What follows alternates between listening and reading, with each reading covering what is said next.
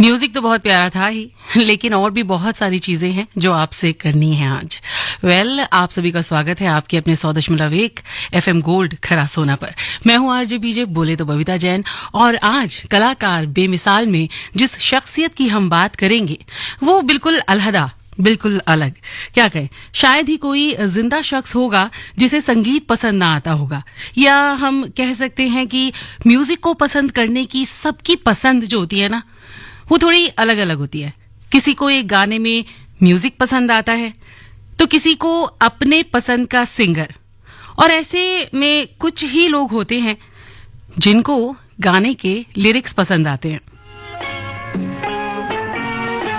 तो ऐसे ही lyrics lover हमारे जाने माने फिल्म मेकर शक्ति सामंत भी थे।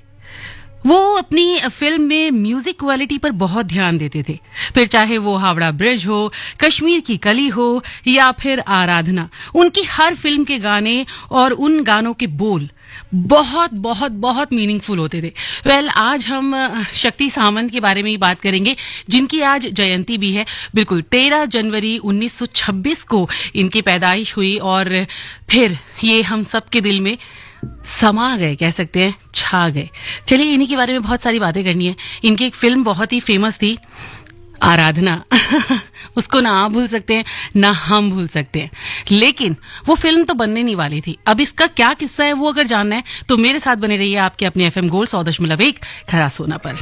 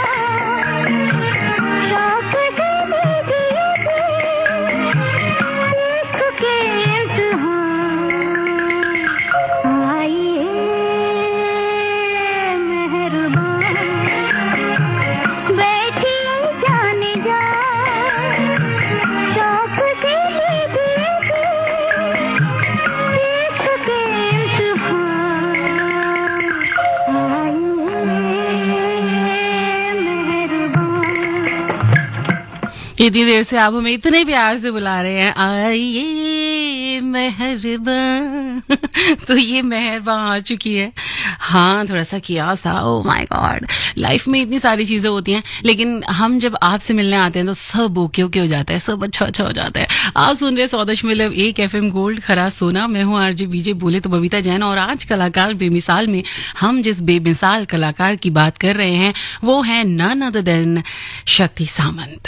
इनका जन्म तो हुआ था बंगाल के वर्धमान नगर में, लेकिन इनकी जो पढ़ाई वगैरह हुई वो हुई उत्तर प्रदेश के बदायूं में। अब इनके पिताजी चूंकि बहुत ही जल्दी इनको छोड़कर चले गए थे, तो इनकी जो परवरिश की थी इनके चाचा ने की। देहरादून से अपनी इंटरमीडिएट पास करने के बाद उन्होंने कोलकाता जाकर इंजीनियरिंग एंट्रेंस की परीक्षा दी, एंट्रेंस की, और उसमें ये फर्स्ट नंबर पर आए। लेकिन जब वो भर्ती के लिए गए तो उन्हें ये कहकर वापस कर दिया गया था कि ये परीक्षा केवल बंगाल, बिहार और उड़ीसा के छात्रों के लिए थी और वो उत्तर प्रदेश से आए हुए थे। दुर्भाग्य से ये यहीं पर खत्म नहीं हुई। जब वो वापस उत्तर प्रदेश गए तो वहां पर सभी कॉलेजों में एडमिशन्स की जो प्रोसेस था वो खत्म हो चुका था। उनका 1 साल बिना किसी वजह के बर्बाद हो गया और उनके चाचा के कहने पर शक्ति उनके साथ उनके काम में हाथ बटाने लग गए। साथ ही साथ वो थिएटर और ड्रामा के अपने शौक को भी पूरा करते रहे, क्योंकि उनको एक एक्टर बनना था। एक रात जब वो थिएटर के रिहर्सल से घर देर से लौटे तो उनके चाचा ने उन्हें कुछ कहा जो उनको पसंद नहीं आया और इन्हें उनका ये बर्ताव बिल्कुल बर्दाश्त ही नहीं हुआ। उन्होंने अपने चाचा का घर उसके बाद हमेशा हमेशा के लिए छोड़ दिया। अपने चाचा के घर से निकलने के बाद शक्ति मुंबई के आसपास काम की तलाश में घूमने लगे। फिर उनको काम भी मिला, वो एक टीचर के रूप में नियुक्त हुए। बहुत सारी चीज़ें इनकी लाइफ में हुई। अपने चाचा के साथ काम करते हुए शक्ति सावंत को महीने के 3,000 रुपये मिला करते थे, जबकि यहाँ उन्हें केवल 130 रुपये मिलते थे। उसमें से 30 रुपए वो खर्च करते थे और 100 रुपए को वो बचा लेते थे। फिल्म जगत में कुछ करने की उनकी दिली तमन्ना थी, जो उन्हें हर शुक्रवार मुंबई खींच कर ले आती थी। जैसे हर शुक्रवार मुझे आपके पास मिलने की चाह खींच कर ले आती है FM गोल्ड पर। शुक्रवार शाम को वो स्टीमर से मुंबई जाते, वहां पर काम ढूंढते और फिर सोमवार की सुबह वो वापस आ जाते। वो कई फिल्म निर्माताओं से मिले, लेकिन कुछ हुआ नहीं। बहुत बहुत बहुत कुछ चलता रहा, थोड़ा बुरा वक्त भी चलता रहा। तो शक्ति लास्ट में जाकर दादा मुनि अशोक कुमार से मिले, जो उनके पसंदीदा एक्टर भी थे और जो उन दिनों बॉम्बे टॉकीज से जुड़े हुए थे। दादा मुनि ने उन्हें एक शर्त पर सहायक निर्देशक के तौर पर बॉम्बे टॉकीज में रख लिया कि उन्हें कोई तनख्वाह नहीं मिलेगी सिवाय दोपहर के खाने और चाय के। अब उनको और क्या चाहिए था, वो उस पर भी बिल्कुल हंसी खुशी तैयार हो गए। तो उसके बाद एक चीज़ उनके साथ अच्छी ये थी, क्योंकि वो उत्तर प्रदेश में पले बड़े थे तो उनकी हिंदी बहुत अच्छी थी, इसीलिए वहाँ पर फणी मजूमदार के बांग्ला में लिखी चीज़ों को वो हिंदी में ट्रांसलेट किया करते थे और इस काम के लिए उन्हें पैसे ज़रूर दिए गए थे। कुछ दिनों के बाद शक्ति ने अशोक कुमार से अपने दिल की बात कही कि वो मुंबई दरअसल अभिनेता बनने आए हैं, पर उनकी प्रतिभा और व्यक्तित्व को समझकर दादा मुनि ने उनसे अभिनय में नहीं बल्कि फिल्म निर्माता के तकनीकी क्षेत्र में हाथ आजमाने के लिए कहा। और यहाँ से कहीं ना कहीं मुझे लगता है कि उनके लाइफ में कुछ अच्छी चीजें शुरू हुई। एक किस्सा है जो बिल्कुल मुझे आपसे शेयर करना है, क्योंकि मैंने आपको शुरू में ही बोला कि बहुत कम लोग ऐसे होते हैं जिनको गाने के लिरिक्स पसंद आते हैं, जो गाने के लिरिक्स पर बहुत काम करते हैं। और शक्ति सामंत ऐसे फिल्म मेकर थे जिनको अपनी फिल्म में गानों के लिए भी बहुत ज्यादा जाना जाता है। चाहे वो फिल्म आराधना हो या फिर अगर हम कश्मीर की कली की बात करें तो उसके भी गाने बेहद खूबसूरत थे, जो कि मैं अभी आपको सुनाने भी वाली हूँ। इसके अलावा कटी पतंग को आप भूल ही नहीं सकते हैं, उसकी भी गाने बहुत बहुत अच्छे थे। अमानुष जैसी फिल्म और अमर प्रेम, वो गाना याद है आपको, चिंगारी कोई भड़के? ये गाना कैसे आया, कैसे बना, ये सैड सॉन्ग, इसके ऊपर एक पूरी स्टोरी है। जानना चाहेंगे कि बख्शी साहब के दिमाग में इस गाने का आइडिया कैसे आया, उन्हें इसके लिरिक्स कैसे मिले, कैसे शक्ति जी ने उनको बोला था कि मुझे सैड सॉन्ग चाहिए। इतनी जल्दी थोड़ी बताने वाली हूँ मैं इस गाने के बारे में, आपको थोड़ा सा वेट करवाऊंगी, थोड़ा सा गाना सुनवाऊंगी म्यूजिक के साथ। आप थोड़ा सा इधर आइए, इठलाइए और सुनते जाइए आपका अपना FM गोल्ड 100.1 खरा सोना। अच्छा, इस गाने को सुनकर ना कश्मीर पहुंच जाएंगे आप। शिकारा, वो कश्मीरी ड्रेस, वो सुंदर सुंदर लड़कियां, वो कश्मीरी सेब, रोशन चेहरा, जुल्फों का रंग सुनहरा, ये झील सी नीली आंखें, कोई राज है इनमें गहरा। तारीफ करूं क्या उसकी जिसने तुम्हें बनाया, ये चांद सा रोशन चेहरा, जुल्फों का रंग सुनहरा, ये झील सी नीली आंखें, कोई राज है इनमें गहरा। तारीफ करूं क्या उसकी जिसने तुम्हें बनाया।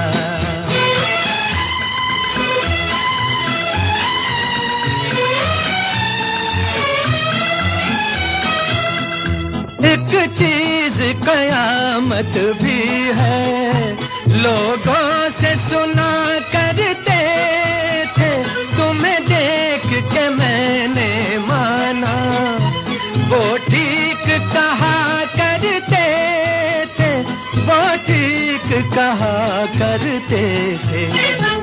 है चाल में तेरी जालिम कुछ ऐसी बला का जादू, 100 बार संभाला दिल को पर हो के रहा बेकाबू। तारीफ करूं क्या उसकी जिसने तुम्हें बनाया, ये चांद सा रोशन चेहरा, जुल्फों का रंग सुनहरा, ये झील सी नीली आंखें, कोई राज है इनमें गहरा। तारीफ करूं क्या उसकी जिसने तुम्हें बनाया।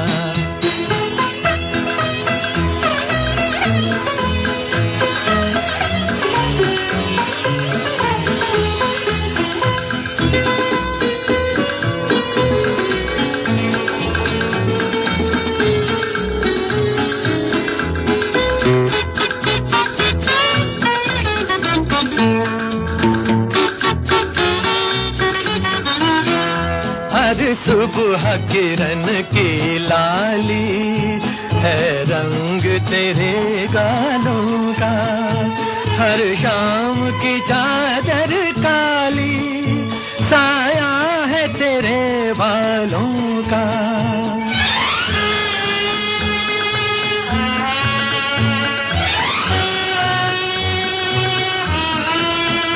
हर सुबह किरण की लाली है रंग तेरे गालों का, हर शाम की चादर काली साया है तेरे बालों का, साया है तेरे बालों का।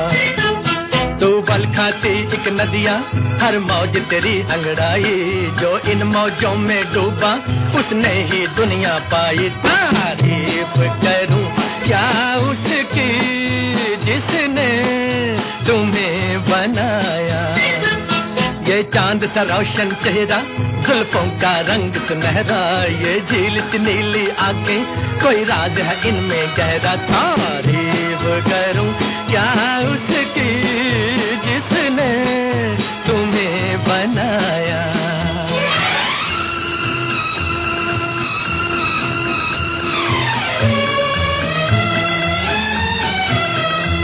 मैं खोज में हूँ मंजिल की और मंजिल पास है मेरे, मुखड़े से हटा दो आंचल, हो जाए दूर अंधेरे, हो जाए दूर अंधेरे।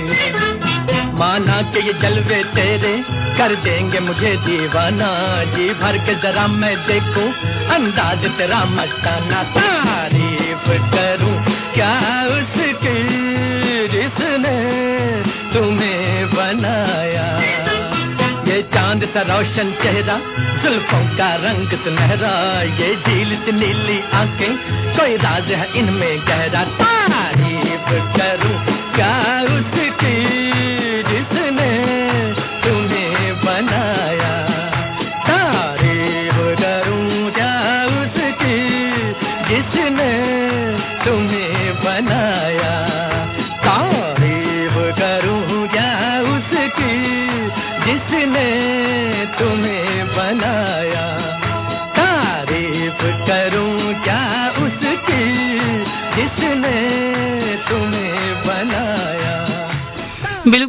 क्या तारीफ करें हम शम्मी कपूर साहब की, इतनी उनकी प्रेजेंस इतनी एनर्जेटिक होती है ना। हम अगर स्क्रीन पे उनको देखते हैं तो उनके साथ साथ हमें भी एनर्जी आ जाती है। किसी भी गाने में, किसी भी फिल्म में जान फूंक देते हैं शम्मी कपूर साहब। और हिंदी सिनेमा के शौकीनों ने जिस पहले सितारे के पोस्टर अपने घरों में लगाने शुरू किए, उसका नाम शम्मी कपूर ही था। और देश के इस पहले पोस्टर बॉय को सुपरस्टार बनाने वाले कोई और नहीं थे बल्कि फिल्म मेकर शक्ति सामंत जी ही थे। और आज उन्हीं के बारे में बात हो रही है कलाकार बेमिसाल में। मैं हूं आरजे बीजे बोले तो बबीता जैन। आप सुन रहे हैं आपका अपना FM गोल्ड 100.1 खरा सोना। Think IIT, think Vidya Mandir. Think IIT, think Vidya Mandir. Register today for Vidya Mandir's National Admissions Test, which is on 14th and 15th Jan. Hurry up. Delhi में जश्न हम मनाएंगे, तिरंगा भी शान से लहराएंगे, ऐसे में अपना कर्तव्य भी निभाएंगे। शहर की सुरक्षा की जिम्मेदारी दिल्ली पुलिस के साथ हम मिलकर उठाएंगे। नववर्ष के जश्न में आप दिल्ली पुलिस के साथ शहर की सुरक्षा के प्रहरी बनिए। किसी भी प्रकार की संदिग्ध गतिविधि या व्यक्ति को देखते ही तुरंत दिल्ली पुलिस की इमरजेंसी नंबर 112 पर संपर्क करें, क्योंकि हम साथ साथ हैं।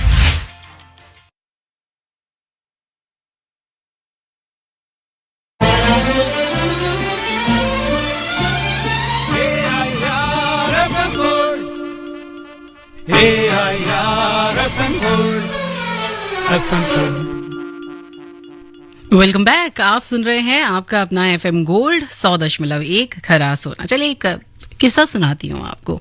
अभी मैंने बिल्कुल वो गाना क्यों करके रखा है, चिंगारी कोई भर के, जो मैंने को आपको सुनवाना है फिल्म अमर प्रेम से। आई हेट टीयर्स पुष्पा, ये डायलॉग आप भूल ही नहीं सकते कभी। और उसमें काका का अभिनय तो वाकई में काबिले तारीफ था।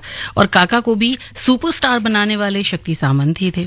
चलिए अभी उस बारे में हम बाद में बात करेंगे। उनकी फिल्म आराधना पर भी आएंगे कि ये फिल्म तो बनने ही नहीं वाली थी, एक्चुअली में बीच में ही छूट जाती, लेकिन फिर ये कैसे बनी और जब बनी तो किस तरीके से लोगों के दिलों पर छा गई। अभी फिलहाल बात करते हैं हम आनंद बख्शी साहब की। और शक्ति सामंत जी जब ये गाना सोच रहे थे चिंगारी कोई भड़ के, एक्चुअली में उनको था कि मुझे एक सैड सॉन्ग चाहिए अपनी इस फिल्म के लिए। तो एक रोज शक्ति सामंत आनंद बख्शी साहब से कह रहे थे कि उनकी आने वाली फिल्म के लिए उनको एक सैड सॉन्ग लिख कर दे दें, लेकिन बख्शी साहब उस वक्त पार्टी में थे। तो शक्ति आनंद जी उनका बाहर इंतजार करने लगे। जब आनंद बख्शी बाहर आए तो बहुत तेज बारिश हो रही थी। और उसी वक्त आनंद बख्शी साहब ने एक मतलब अपने पॉकेट से एक सिगरेट निकाली और तभी शक्ति सामंत उनकी गाड़ी में अंदर आ गए। अब बख्शी साहब जैसे ही माचिस जलाएं, हवा और बारिश की जो वो मिली भगत थी ना, उससे वो तीली बुझ जाए।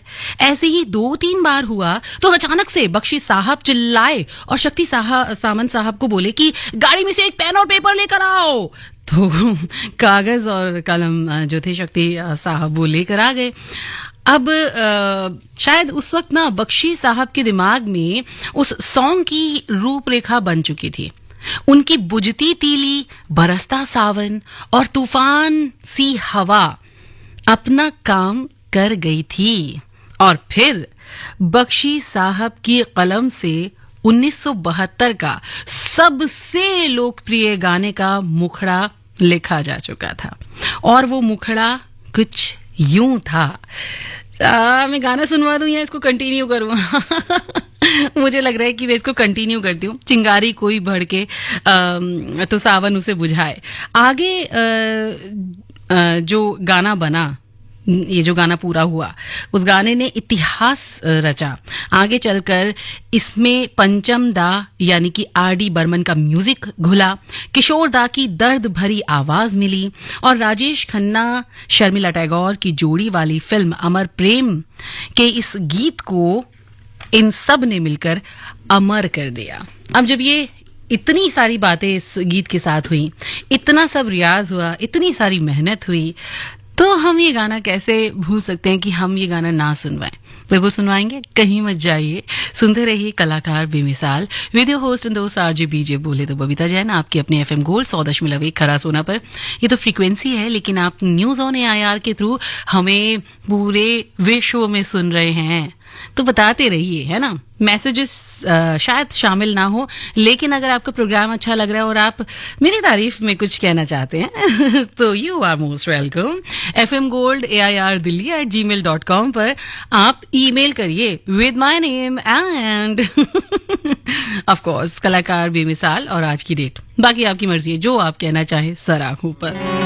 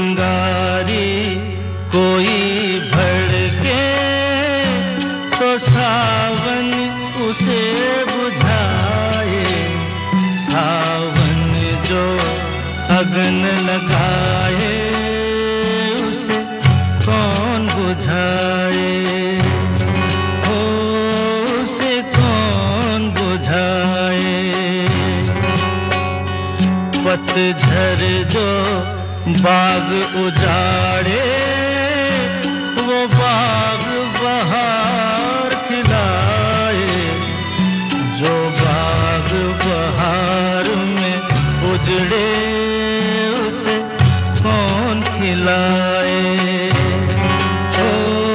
उसे कौन खिलाए।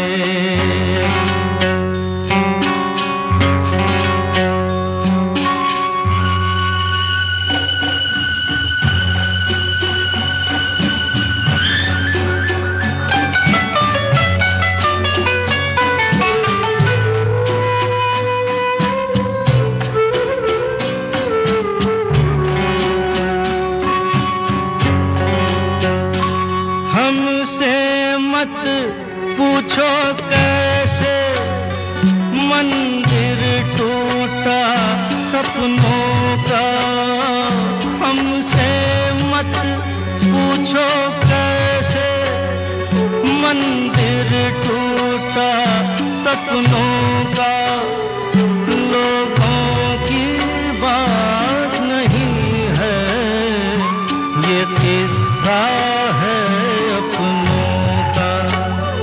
कोई दुश्मन ठेस लगाए तो मीत जिया बहलाए, मन मीत जो घाव लगाए उसे कौन मिटाए।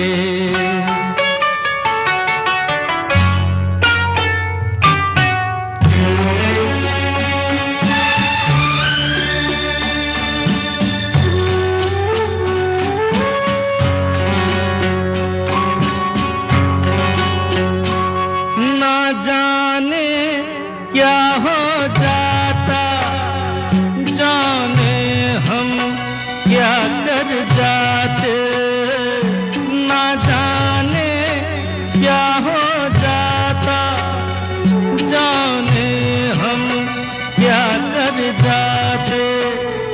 पीते हैं तो जिंदा हैं, ना पीते तो मर जाते। प्यासा रखे तो मदिरा प्यास बुझाए, मदिरा जो। हम बात कर रहे हैं फिल्म मेकर शक्ति सामंत साहब की, और ये ऐसे फिल्म मेकर रहे जिन्होंने अपने फिल्म में गानों को, लिरिक्स को, फिल्म की स्टोरी हो, सब चीज़ों पर बहुत बहुत बहुत काम किया। और इनकी एक फिल्म थी एन इवनिंग इन पेरिस, जो आपने देखी होगी, नहीं देखी तो कोई बात नहीं, बट इस फिल्म के अगेन गाने बहुत अच्छे थे। आराधना फिल्म की अगर मैं बात करूं तो इस फिल्म ने तो इतिहास ही रच दिया। सुपर डुपर हिट फिल्म रही है, लेकिन ये फिल्म किस तरीके से बनी, किन सर्कमस्टांसेस में बनी, ये मैं आपको अभी थोड़ी देर के बाद बताऊंगी। आप अभी फिलहाल मेरे साथ बने रहिए आपके अपने एफएम गोल्ड 100.1 खरा सोना पर। लेकिन इससे पहले मैं आपको एक बात बताना चाहूंगी कि 1957 में उन्होंने शक्ति फिल्म्स के नाम से प्रोडक्शन हाउस बनाया और इसके तहत पहली फिल्म बनी हावड़ा ब्रिज, जिसका मैंने आपको पहला गाना सुनवाया था। शक्ति सामंत ने 43 फीचर फिल्मों का मतलब 43 फीचर फिल्मों का निर्देशन किया, जिसमें चाइना टाउन, कश्मीर की कली और एन इवनिंग इन पेरिस जैसी फिल्में शामिल रहीं। लेकिन अगर मैं इनके सहायक निर्देशक के रूप में बॉलीवुड में प्रवेश की बात करूं तो 1948 में इन्होंने सहायक निर्देशक के रूप में बॉलीवुड में प्रवेश किया और उनके निर्देशन में बनी पहली फिल्म थी बहू, जो 1954 में रिलीज हुई थी। और बस ऐसे ही आगे बढ़ते चले गए वो। फिर वो फिल्म की बारी आई जिसको हमने और आपने देखा और जिसकी वजह से काका जी थे वो सुपरस्टार बन गए और बहुत सारे इस फिल्म में चीज़ें हुई थी, बट अभी नहीं बताने वाली हूँ मैं। यहाँ पर एक छोटा सा ब्रेक, म्यूजिकल ब्रेक भी और कमर्शियल ब्रेक भी, कहीं मत जाइए, आप सुनते रहिए आपका अपना एफएम गोल्ड 100.1 खरा सोना। जल्दी करो यार प्लीज, जल्दी। दूसरा कोई मैच है क्या? ऐसा ही कुछ है यार, बैंक जाना है दादाजी को लेके। हाँ यार, उम्र हो जाती है तो रनर तो लगता ही है, पर बैंकिंग में नहीं। वैसे भी आरबीआई कहता है सीनियर सिटीजन सबसे पहले। अगर आप 70 साल से ऊपर हैं, डिफरेंटली एबल्ड है और आप बैंक नहीं जा सकते तो बैंक आएगा आपके पास जरूरी सेवाएं लेकर, वो भी वाजिब दरों पर। सीनियर सबसे पहले। आरबीआई कहता है जानकार बनिए, सतर्क रहिए। Think IIT, Think Vidya Mandir. Think IIT, Think Vidya Mandir. Register today for Vidya Mandir's National Admissions Test, which is on 14th and 15th Jan. Hurry up!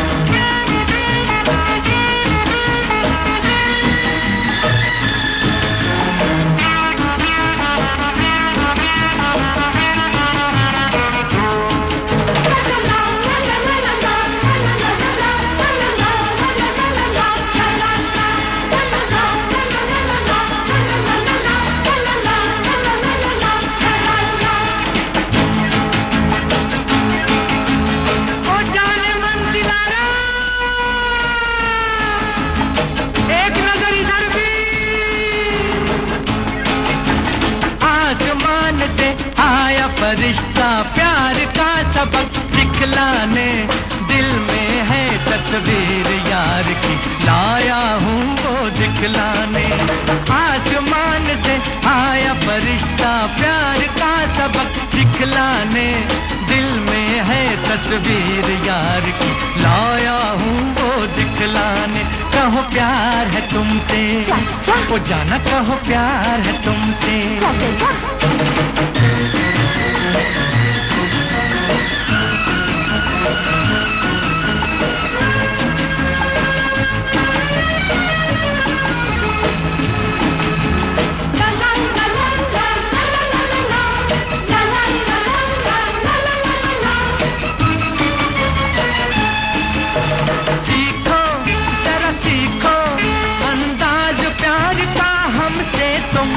कर लो अज कर लो इकरार प्यार का हमसे तुम। सीखो जरा सीखो अंदाज प्यार का हमसे तुम। कर लो अज कर लो इकरार प्यार का हमसे तुम। आसमान से आया फरिश्ता प्यार का सबक सिखलाने, दिल में है तस्वीर यार की, लाया हूँ वो दिखलाने। कहो प्यार है तुमसे, वो जाना कहो प्यार है तुमसे।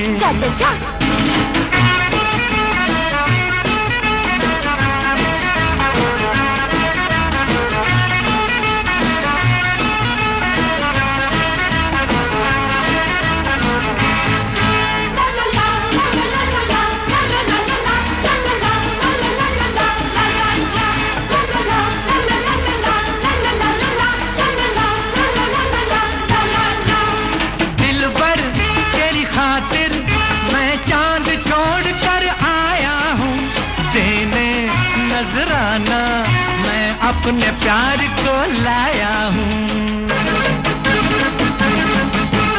दिल भर तेरी खातिर मैं चांद छोड़ कर आया हूँ देने नजराना मैं अपने प्यार को लाया हूँ आसमान से आया फरिश्ता प्यार का सबक सिखलाने दिल में है तस्वीर यार की लाया हूँ वो दिखलाने कहो प्यार है तुमसे वो जाना कहो प्यार है तुमसे तुम भी सिले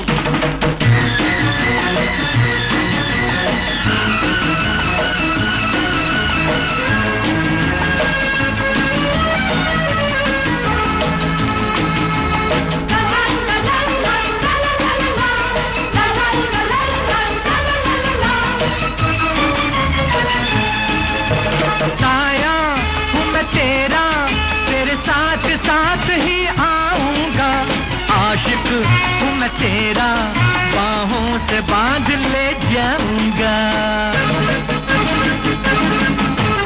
साया हूँ मैं तेरा तेरे साथ साथ ही आऊंगा आशिक हूँ मैं तेरा बाहों से बांध ले जाऊंगा आसमान से आया फरिश्ता प्यार का सबक सिखलाने दिल में है तस्वीर यार की लाया हूँ वो दिखलाने कहो प्यार है तुमसे वो जाना कहो प्यार है तुमसे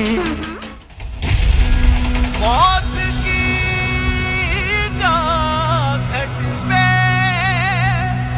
अपना फर्ज निभाते हैं सैनिक इस देश को हिंदुस्तान बनाते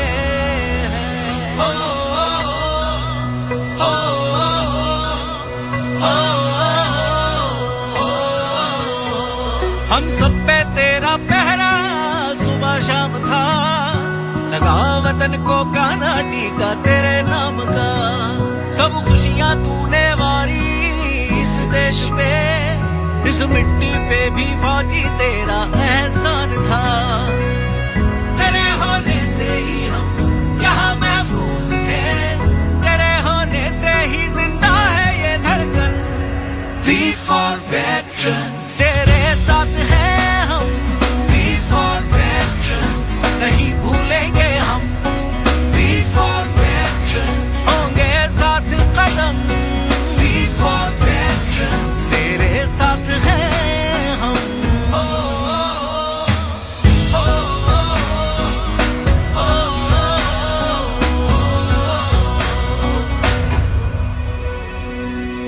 जब राह मुश्किल थी तू बन के रोशनी हमें नए रास्ते दिखलाता गया तेरी एक मंजिल थी आ तेरी सरजमी इसी से अपनी किस्मत लिखवाता गया जिया सरहद पे ही तू अपना घर भूल के फिर भी ये आंखें ना होने दी नम V for veterans तेरे साथ हैं हम V for veterans नहीं भूलेंगे हम V for veterans होंगे साथ कदम V for veterans तेरे साथ हैं हम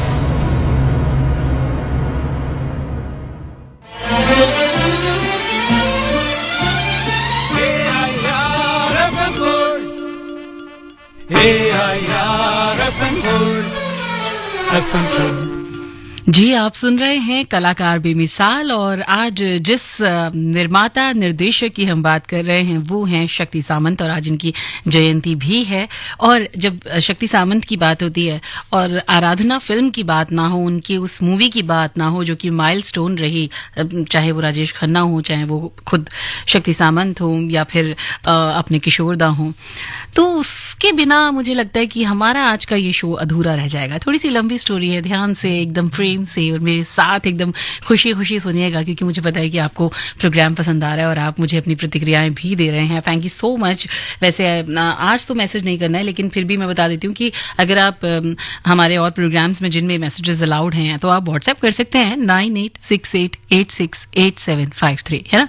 और अगर मेरा प्रोग्राम पसंद आ रहा है तो FM Gold AIR Delhi@gmail.com पर ईमेल कर सकते हैं। अभी फिलहाल हम बात करते हैं आराधना फिल्म की। आराधना वो फिल्म थी जिसने राजेश खन्ना साहब को सुपरस्टार बनाया, जिसने किशोर साहब को सुपर सिंगर बनाया, और आराधना फिल्म ने ही शर्मिला टैगोर को बिल्कुल उनका एक लौता फिल्म फेयर अवार्ड दिलवाया for best actress film fair award. अब भाई यहाँ पर अगर हम ये बोलें कि बहुत ही ताज्जुब की बात है कि डायरेक्टर एंड प्रोड्यूसर शक्ति सामंत जी इस फिल्म को बनाना ही नहीं चाहते थे, तो आप भी थोड़ा सा हैरान हो जाएंगे। हैं, सच्ची में ऐसा था, सीरियसली ऐसा था।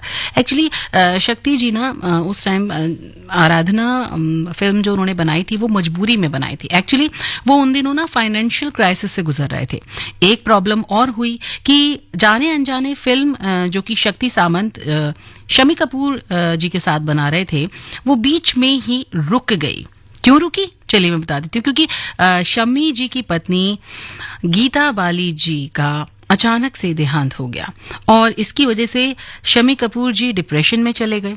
अचानक गीता बाली जी के गुजर जाने से शम्मी जी की हालत जो थी वो बहुत ही खराब हो गई और वो किसी भी फिल्म को करने के बिल्कुल भी मूड में नहीं थे। तब शक्ति सामंत जी ने उनकी हालत को समझा और फिल्म जाने अनजाने की शूटिंग को कुछ दिनों के लिए पोस्टपोन करने को कहा। पर शम्मी कपूर साहब की जो हालत थी वो सुधरने का नाम ही नहीं ले रही थी। उनका डिप्रेशन महीनों तक चला, वो महीनों तक कोई फिल्म नहीं कर पाए और फिल्म डिले होती चली गई। जब महीनों तक शम्मी कपूर का इंतजार करने के बाद शक्ति सामंत जी ने डिसाइड किया कि एक छोटी सी फिल्म बना लेते हैं। अब शम्मी कपूर जब ठीक हो जाएंगे तो हम जाने अनजाने कंटिन्यू कर लेंगे, और ये छोटी सी फिल्म थी आराधना। और इस छोटी सी फिल्म को बनाने के लिए शक्ति सामंत साहब ने साइन किया न्यू कमर राजेश खन्ना को।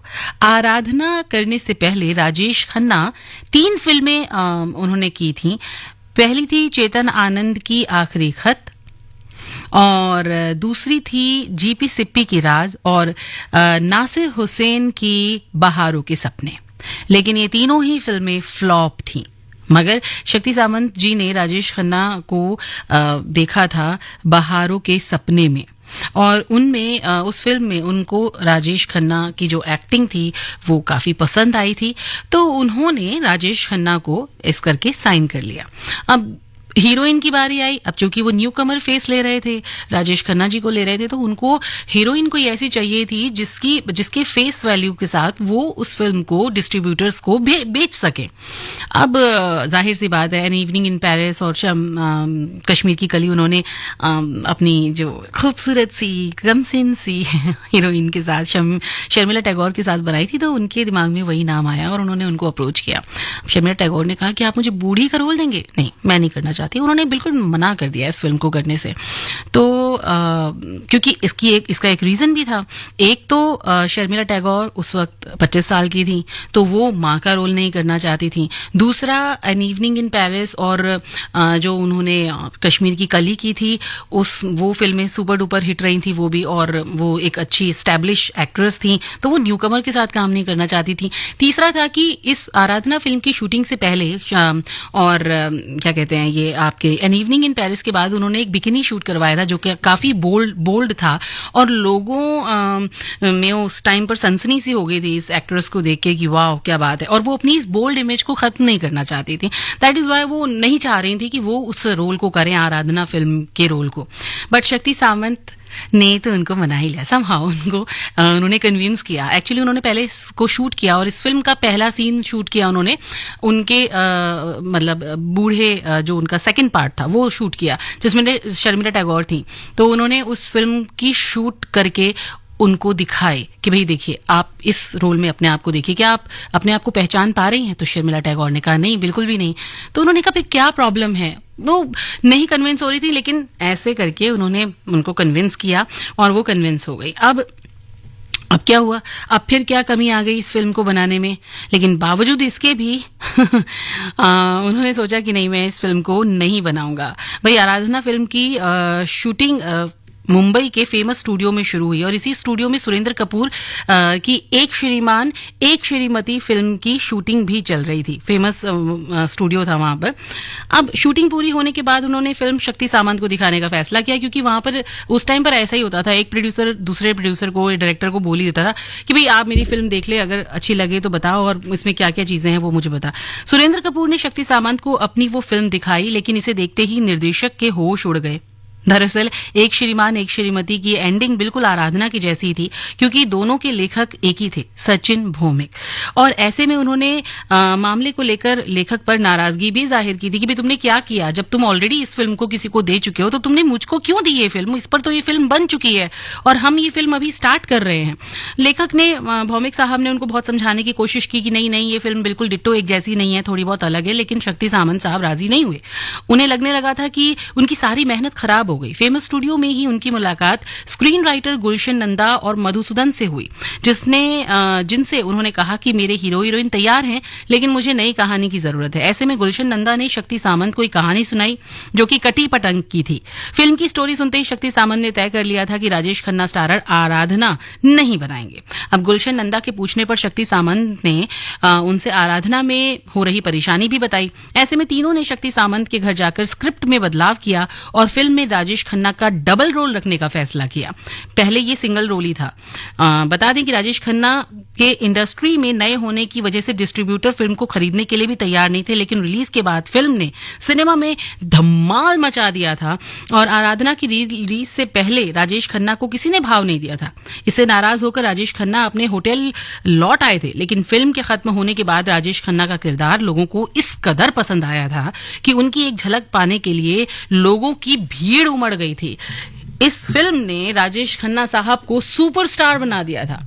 पता है मुझे क्या लग रहा है अभी? मुझे लग रहा है कि ये एक शो शक्ति सामंत जी के लिए नहीं पूरा होगा। मुझे लगता है कि कई सारे शोज होने चाहिए, लेकिन चलिए जितनी कोशिश हो सकी मैंने आप तक पहुंचाया। आप फिलहाल इस सुपरहिट फिल्म का गाना सुनिए।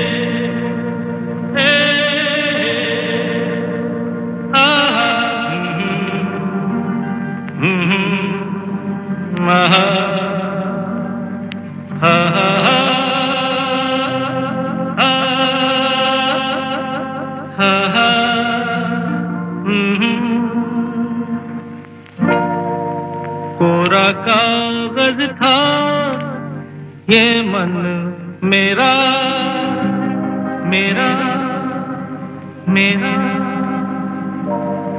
लिख लिया नाम इस पे तेरा तेरा तेरा।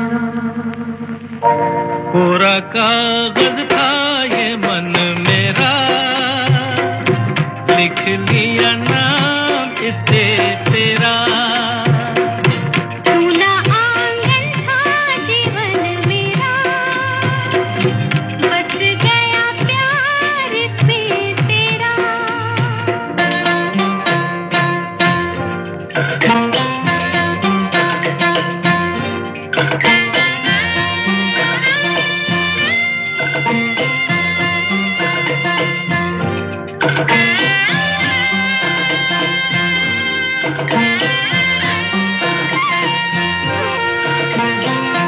टूट न जाए सपने मैं डरता हूँ, निस दिन सपनों में देखा करता हूँ।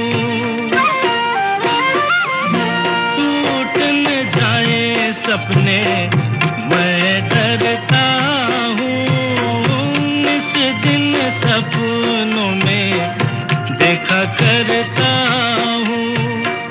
नैना कजरारे मतवारे ये इशारे, खाली दर्पण था ये मन मेरा, गया रूप इसमें तेरा कोरा कागज था ये मन मेरा लिख लिया नाम इस पे तेरा